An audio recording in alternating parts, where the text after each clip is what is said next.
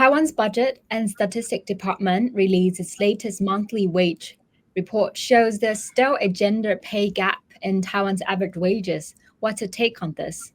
I think first and foremost, it shows that there is still some form of gender discrimination going on in spite of the achievements Taiwan have made in terms of gender equality in the broad society.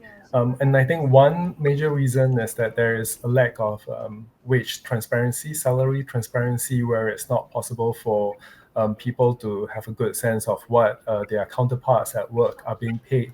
And it is therefore not possible for people to demand for higher and fairer wages. Taiwan's average wage is still relatively lower compared to other advanced economies like Japan, South Korea, and Singapore. How do you see this wage differential affecting Taiwan's competitive position in the international market?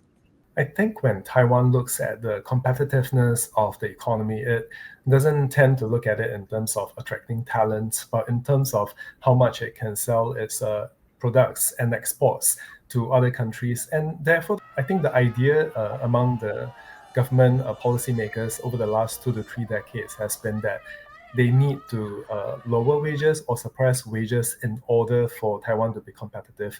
And I think there is a huge concern that the low wages are in part to play in terms of how Taiwan's value-added growth is not able to catch up. And if you compare wage in terms of wages, advanced countries with higher wages actually do have higher value production. And it makes sense because research says that in countries where there are higher wages, workers are more motivated, they feel more committed, more engaged to their work.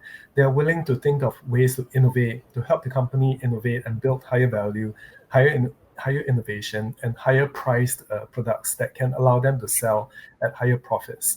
And I think the larger problem is that Taiwanese who have the capabilities, who are skilled, who are well educated, they tend to go overseas if they're not able to receive the high salary that their quality of skills, their capabilities demand. And there are many Taiwanese who do possess such capabilities because Taiwan actually ranks one of the highest in terms of OECD PISA scores.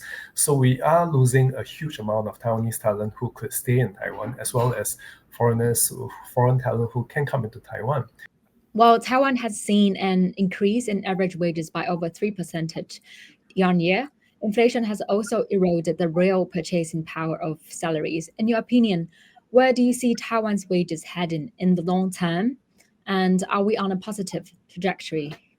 So when we look at average wages increasing, well, it is good that it is increasing faster. Is it adequate? And that is a major question. We are sending out the signal that the knowledge economy, the kind of skills, higher skills that we want from workers is not valued. This is a wrong signal we're sending to workers and even to the development of businesses. If we want Taiwan to be a more competitive economy where we're able to move into the knowledge service economy, to move our manufacturing sector into a higher value manufacturing sector that can compete with countries in Western Europe, with South Korea, with Japan on the same level. I think it is not adequate for the government to champion that they have seen higher increases compared to the last 20 years, last 30 years.